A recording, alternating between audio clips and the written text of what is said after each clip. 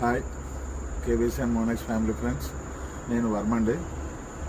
ఇవాళ మన అప్డేట్ ఏంటంటే, ఏదైతే బిట్మార్ట్లో మన కేబీసీ ఇన్ఫో మార్చి మనకు డిస్ప్లే చేయడం జరిగిందో దాన్ని బేస్ చేసుకొని ఇప్పుడు కాయిన్ బిఎక్స్లోని, కాయిన్ మార్కెట్ క్యాప్లోని, కాయిన్ గీకోలోని, పాన్కేక్ స్వాప్లోని ఇవన్నిటిలో కూడా ఇవాళ మన మదర్ ఎక్స్చేంజ్ తాలూకా ఇన్ఫోని అన్నిటికీ డిస్ప్లే పెట్టడం జరిగింది. వాళ్ళకి మెయిల్స్ పెట్టడం జరిగింది.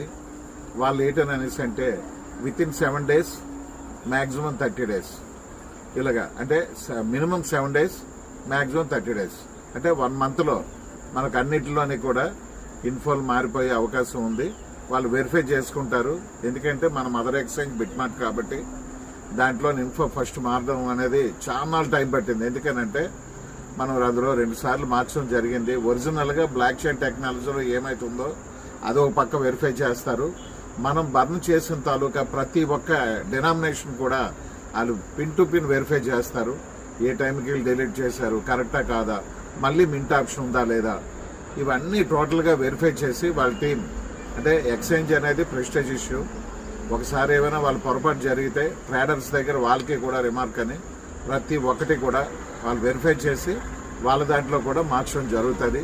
ఇది అతి త్వరలో జరుగుతుంది. అన్నిట్లో ఇన్ఫో మారిపోయిన తర్వాత మన కేబీసీ భవిష్యత్ ఏంటనేది మీకు త్వరలోనే ప్రతి ఒక్కరు, అంటే హోల్డ్ చేసుకున్న ప్రతి ఒక్కరు కూడా అదృష్టవంతుడే అయ్యే విధంగా మన కేబీసీ రేటు ముందుకెళ్తుంది. అదొకటి. మనకు ఒక ఎక్స్చేంజ్ బ్యాక్గ్రౌండ్, మోనెక్స్ ఎక్స్చేంజ్ బ్యాక్గ్రౌండ్తో మనం వెళ్తున్నాం.